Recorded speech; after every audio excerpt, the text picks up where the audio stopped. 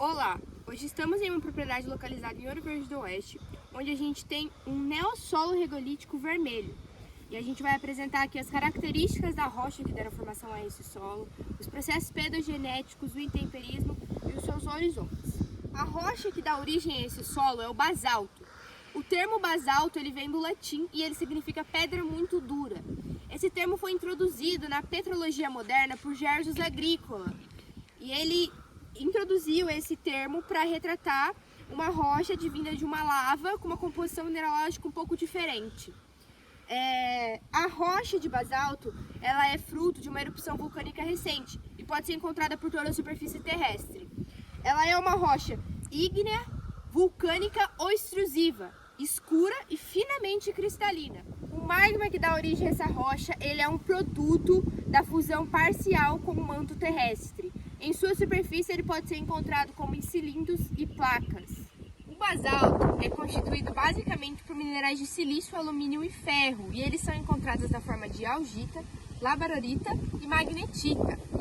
A composição química aproximada do basalto é de 43 a 47% de dióxido de silício, de 11 a 13% de óxido de alumínio, de 10 a 12% de óxido de cálcio, de 8 a 10% de óxido de magnésio, além de algumas fórmulas que são encontradas numa porcentagem um pouco menor, como o óxido de ferro 3, que é encontrado mais ou menos de 3,8%. Agora vamos falar um pouco sobre os processos pedogenéticos e o intemperismo envolvido no processo de formação desse solo. Os processos pedogenéticos de um neossolo, eles têm uma baixa intensidade em relação aos processos pedogenéticos de outros tipos de solo. Como ainda é um solo que está em formação, ele é um solo novo, os processos pedogenéticos eles ainda têm uma baixa intensidade e eles vão aumentando conforme o tempo e conforme a intensidade de formação desse solo. A razão pelo qual o processo pedogenético dele é lento é em relação ao próprio material de origem, que ele é um material de origem com maior resistência ao intemperismo e uma composição mineralógica um pouco mais difícil de fazer essa quebra. A rocha, para formar isso aqui, o magma ele passa pelo processo de resfriamento e assim ele vai continuar todo o processo de formação. O processo de intemperismo ele age em conjunto com o processo pedogenético e ele é formado por três intemperismos: físico, químico e o biológico. O intemperismo físico ele ocorre basicamente por adaptações de variação de temperatura e pela pressão. Entre os mecanismos mais comuns do intemperismo físico está a variação diuturna e sazonal da temperatura.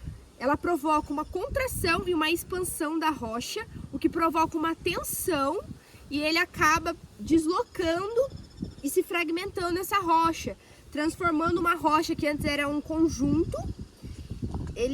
Essa expansão e essa contração da rocha, ela faz a quebra dessa rocha, que antes era uma rocha, digamos que assim, uma rocha compacta. Essa contração e essa expansão vai quebrando ela e transformando ela em fragmentos. Vai se formando vários fragmentos de rocha. O intemperismo químico ele faz relação com a concentração de chuva que passa por essa rocha. As chuvas elas infiltram na rocha, ajudando ainda mais no processo de fragmentação de toda essa rocha. E além do intemperismo químico e do físico, a gente tem o intemperismo biológico, que ele tem um grande desempenho na fragmentação de uma rocha de basalto. O intemperismo biológico ele é feito pelos líquens, que ele é uma ação simbiótica entre os fungos e as cianobactérias, que elas agem dentro da rocha de basalto, intensificando ainda o intemperismo. Então, a rocha de basalto ela é composta por todos aqueles minerais que durante o intemperismo eles vão também se quebrando junto com essa fragmentação dessa rocha até formar um solo. Agora a gente vai identificar e descrever os tipos de horizonte que temos nesse solo. Então aqui a gente fez a separação, aqui o horizonte A e aqui o horizonte B. Aqui no horizonte A ele é considerado um horizonte A moderado.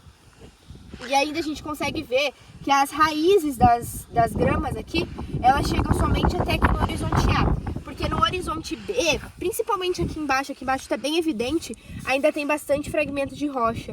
Quando a gente bate assim a pá, de corte, a gente ainda vê que tem bastante fragmento de rocha.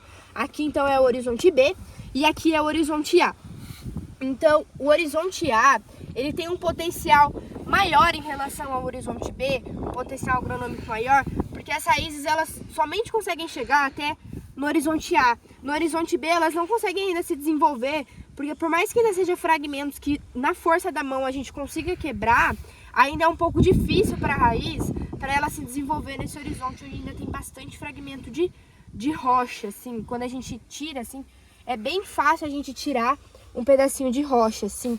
Aqui tem bastante pedacinho de rocha, então para a raiz se desenvolver é um pouco mais complicado. Já aqui no horizonte A terra tá bem fofa, ela consegue se desenvolver bem. Aqui a gente tem bastante raiz, a gente consegue observar bem todo esse desenvolvimento de raiz. Como o nosso solo ele é um neossolo, significa que ele é um solo ainda muito jovem, que ainda está passando pelo processo de formação do solo. Então ele é pouco profundo. E aqui nessa propriedade, como não é um relevo plano, ele é indicado para o uso de pastagem, que é o que temos aqui atualmente. As raízes elas não chegam até o horizonte B, o máximo que elas vão chegar é até o horizonte A. Então, em questão de uso agrícola para a produção de milho ou de soja, ele tem uma forte limitação, principalmente relacionado à mecanização que vai ser usada nessa área. E ele também é um solo extremamente suscetível a processos erosivos. Então, esse tipo de solo realmente ele é extremamente limitante para a produção agrícola. Para essa questão de criação de gado e tudo mais, de pastagem, ele é um solo muito bom. Mas para a produção agrícola já não é um solo tão bom. Mas uma questão muito legal desse solo é que, como ele é um solo de formação nova, ele tem média alta fertilidade. Tem uma saturação por bases bem alta e uma capacidade de troca de cátion. E a acidez dele é praticamente nula. Então, na verdade, seria um solo ótimo para a produção agrícola.